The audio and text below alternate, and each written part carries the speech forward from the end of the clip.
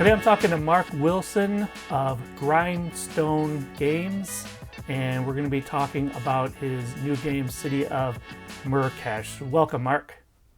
Thank you for having me. It's nice to be here. Now, did I get that pronunciation right? Is it Myrkesh, Myrkesh? I pronounce it Myrkesh, but if you think of it like meerkat and then Kesha, you just take those two separations and merge them into one. That's how the pronunciation goes. But in reality, it's a fantasy word, so you can say Myrkesh or Myrkesh. I've been around the hobby for a long time, and people just pronouncing factions for a game, can lead to arguments. So I'm not going to even go there. Oh, right.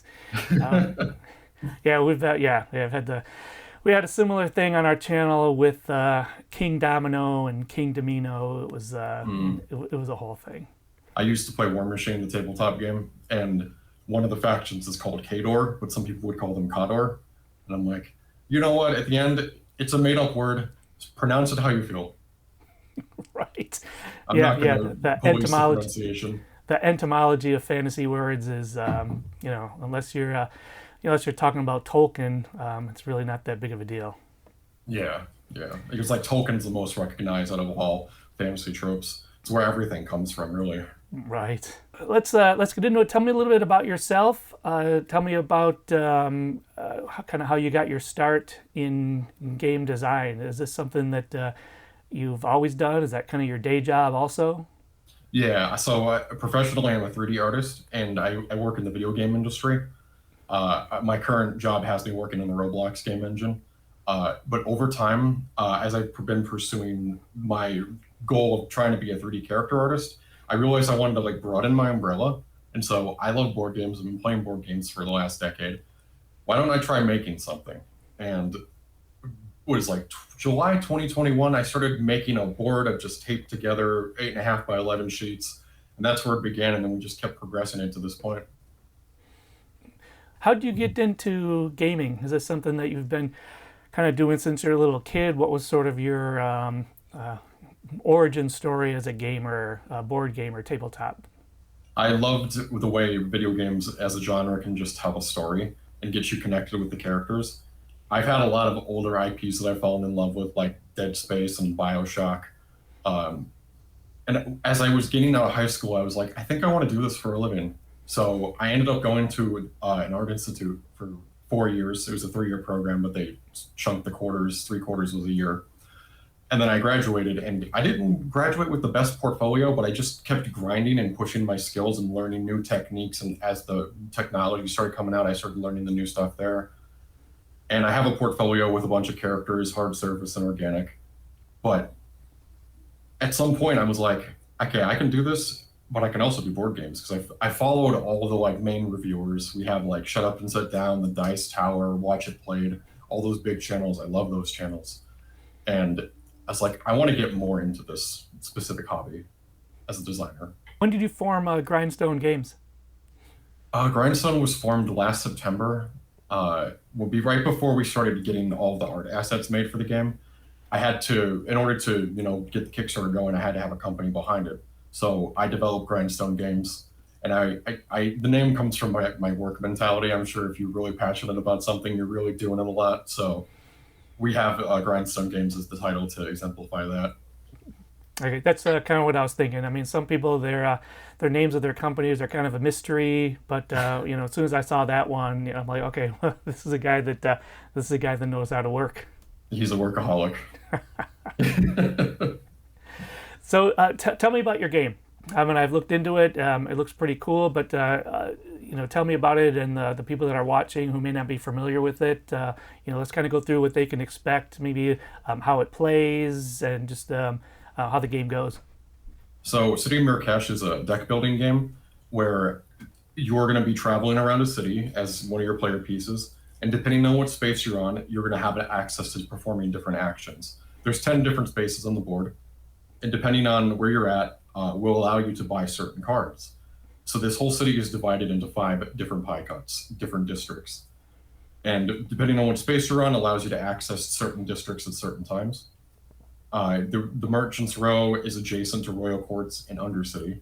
And when you have your player piece in between the Undercity and the Merchant's Row, you have access to a card from each district. When designing this game, I wanted to answer two questions that I typically see in deck building games that people might not see as a problem, but something that I just saw as a repeated pattern where I was like, how can I make this different? And the two questions were, how do I remove the side market? And how do I prevent the game from preventing the player from playing any strategy they might want? So in typical deck builder, with your 6-card market, you're going to be at the whim of whatever that deck pops up. And you've got strategy A, you really love strategy A, but only strategy B and C are out. And it's like, well, that's not fair. I want to play my game. I want to play the strategy, the play style that I like. Right, that's important. You know, you don't want the game to be dictated. Then you're just kind of sitting there, like, you know, floating down a river. It's like, oh well, now the game's telling me to do this. All right, I guess I'll do that. You know, while you're like, you know, you can be like, you know, playing on your phone the whole time. Yeah, and so what I did is I developed this 10-card market. In each district, there's 2 cards, and each district coheres to a specific strategy. Do you want to generate money? You play Merchant's Row. Do you want to generate power? You play Wilds. If you want to do a little bit of both and protect yourself from disruption and get extra victory points, that's the Royal Courts. If you just like to draw cards, because I know there's always a player that just wants to optimize the heck out of their deck and draw all the cards in their deck, you go Industrial Grounds.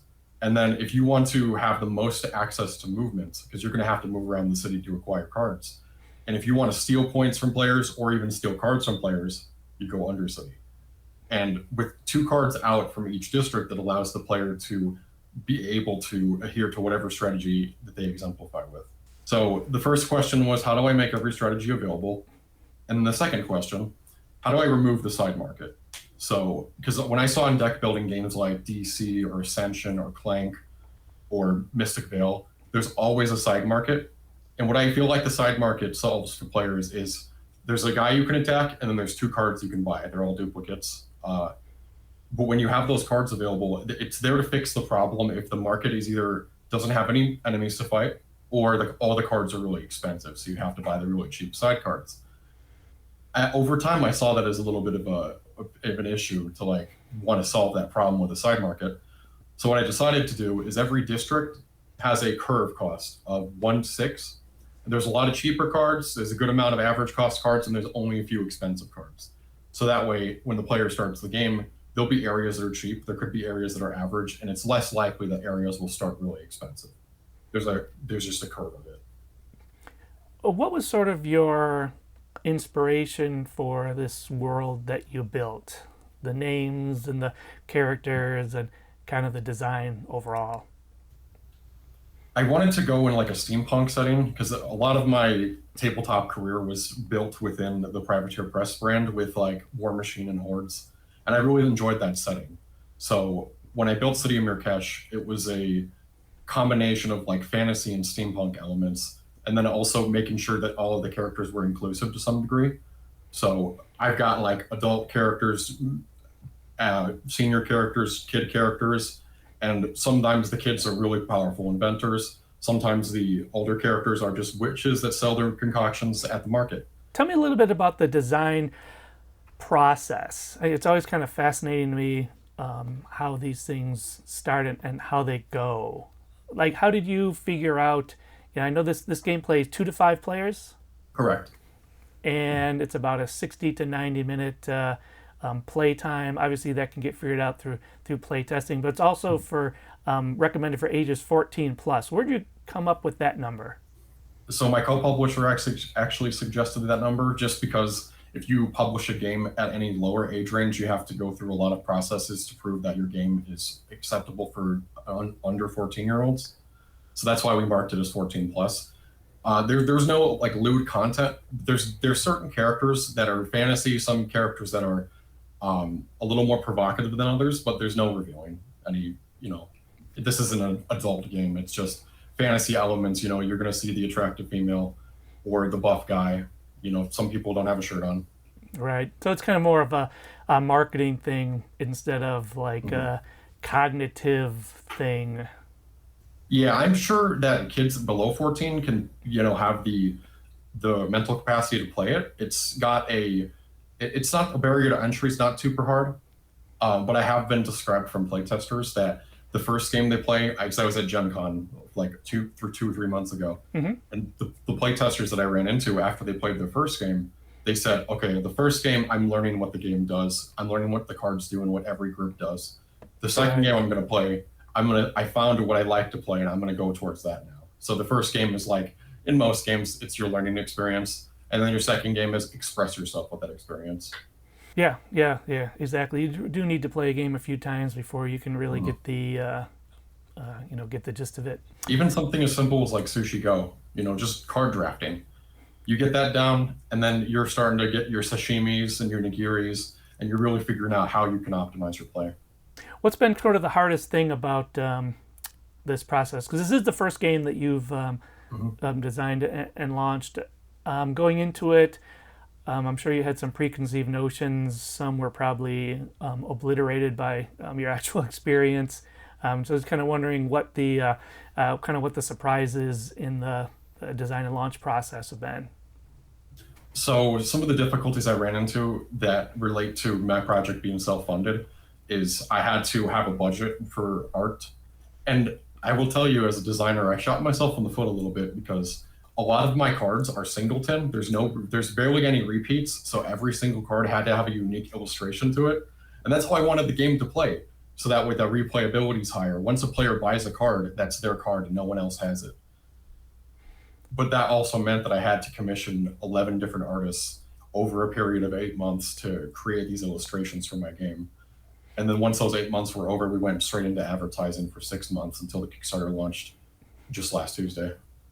Where'd you find your artists? It seems like I read a lot or hear a lot about game designers, and it's like the first two steps are come up with an idea for a game, and the second thing is call your college roommate and best friend who's an internationally known designer and artist. So the way I gathered my artists was I actually went onto different social platforms like Twitter or Reddit or Facebook or Instagram.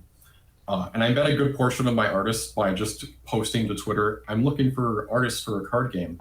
Granted, you get some bot answers, but there was a few humans in there that were like, hey, I can work for your project. And we talked and communicated, and I had a budget per illustration, and I wanted to make sure that each artist was comfortable with that budget. Since I was self-funding, it was a little bit lower. But if there was any artists that were like, I'm not comfortable with only getting paid that much, totally fine. I don't want you to undersell your work, but I just am self-funding this right now, so I'm just gonna have to go with someone else. But I ended up running into like one Facebook artist, 4 Twitter artists, a few artists on Discord, and a old friend of mine who I went to a internship with. Aha! See, there we go. the old friend who's an internationally famous artist. She only worked on one illustration, unfortunately, but I really love her work. I like that. I like that you kind of took the time to not have any repeating cards. That's little attention to detail like that makes it seem more like a passion project instead of kind of like a production project. If that makes sense. Yeah, it does. Realistically, I could have made this game smaller. Being my first project, I should have. But I just had a very specific vision for this game where I wanted to bridge a gap between like a complex TCG and a deck building game that a player would just take out of the box, where the game has the complexities of a TCG, where there's a lot of keywords, and those keywords are written on the cards, and maybe those keywords are referenced on multiple sets of cards with illustrations that are similar. But I also didn't want the game to have what's referred to as the stack, like in Magic. So everything is done on your turn, and then when the opponent goes, everything is done on their turn. There's no interactions between turns. But you could give like a debuff to your opponent, or you could say, hey, look at the top card of your deck and draw it. And then depending on how much it costs, I'm going to do a cool thing.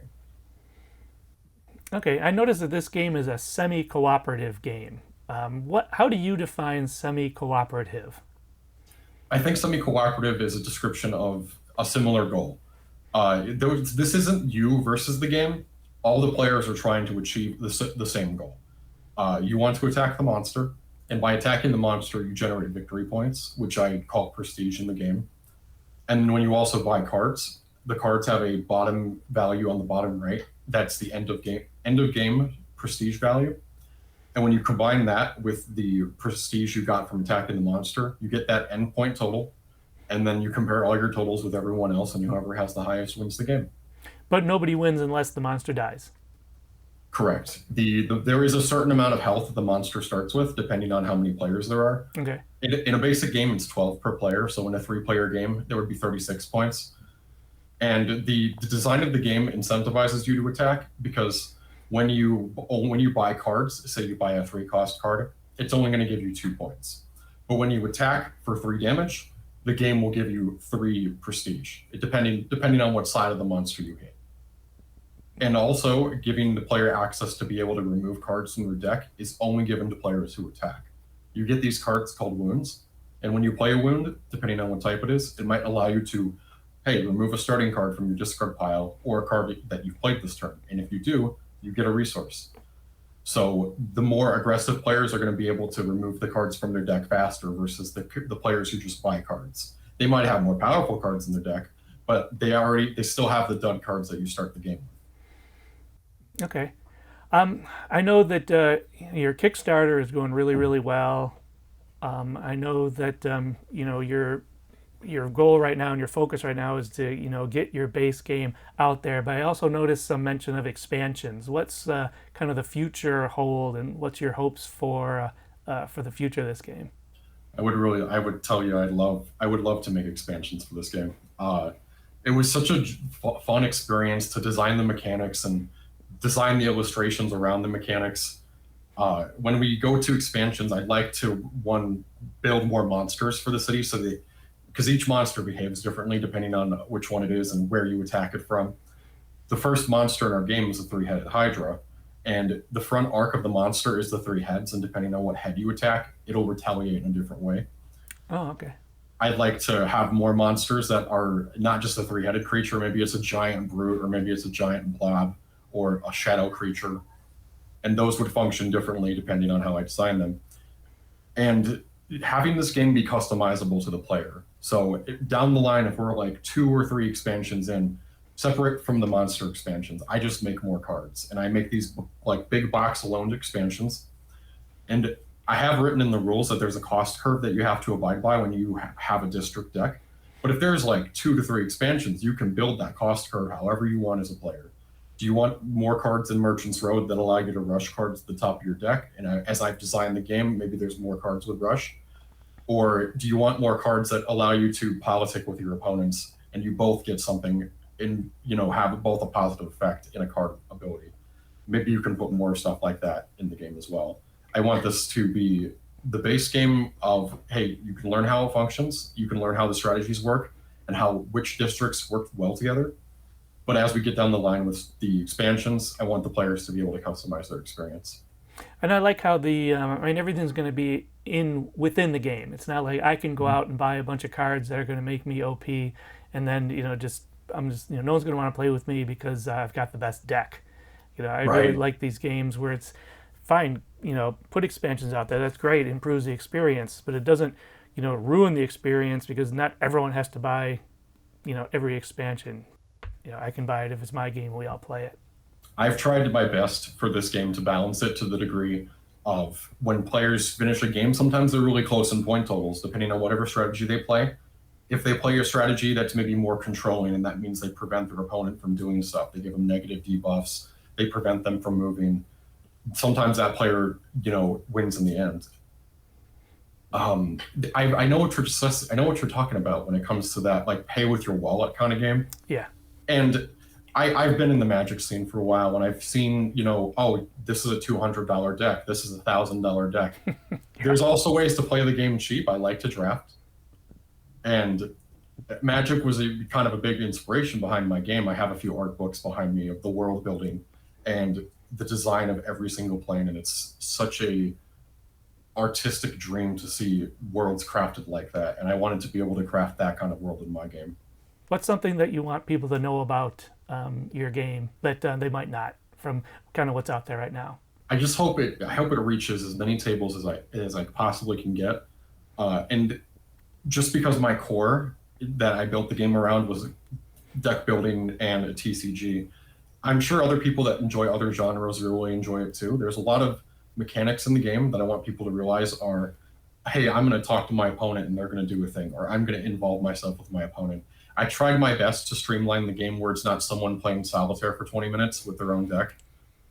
Sometimes games have that, and you're just waiting for your turn. You pull your smartphone out, you check notifications, and then your turn comes up. With my game, more than half of the cards in the game involve you, hey, my opponent needs to do something. I'm going to benefit them. Or, hey, this opponent's winning. I'm going to slow them down. There's always interactions between players. That's really what it's all about. Mm-hmm. Keep it involved. Even with games that just, hey, you perform a single action and you have 8 actions this round. Then it goes to the next player, like Wingspan. Have you played Wingspan? Yes, yeah. Oh, it's such a good engine building game. The idea with that game where you just like feed your birds, get new birds, try to get a end of game win condition, and it's so quick. You just do one action and it goes to the next player. I love that game so much that I kind of adopted some of its mechanical identity in my game, and I also have a ton of bird folk in my game. So there's just so many nice illustrations in there. I got to include some bird folk in my game. Nice. So now everyone knows that that's kind of an homage when they find that bird card. It's kind of an homage to Wingspan a little bit. Yeah. There is birds in every single district. Some districts have more birds than others. The Merchant's Row, it's like themed around pirates and sellers and witches. There's at least 3 bird pirates in there, and there's one that is very clever. There's a species, I don't want to segue too hard, but there's a species called an Inca tern that has a little feather plumage by its mouth that looks like a mustache, and we had to make that into a privateer. Nice. Thank you. Well, Mark, this game sounds like a lot of fun. It has a lot of balance. I am someone that really loves a game with balance. I know that everyone probably thinks that they do, but I think a lot of people like to exploit a weakness in a game. But I like how your game has a lot of balance. Sounds like it'll be a lot of fun to play, and I wish you the best of luck in your launch. Thank you, Jason. It's been phenomenal talking to you, and I hope that the audience that's behind my game sees all the hard work I put into it. What's the best way for someone to get in touch with you, to get involved with your game, to support your game? I don't know when this is, when people are going to be watching this. Your game might already be out in stores at the time, but what's the best way for someone to get in on this? So we have a Facebook page called City of Myrkesh Insider. If you want to have updates with the Kickstarter, and I also spoiled half the cards before the game launched. We have like 70 cards, and I spoiled 35. We're also live on Kickstarter right now. We launched as of the 24th, and we're going until the 24th, October to November. All right, Mark. Well, like I said, best of luck, and we'll hope to see you on a table somewhere.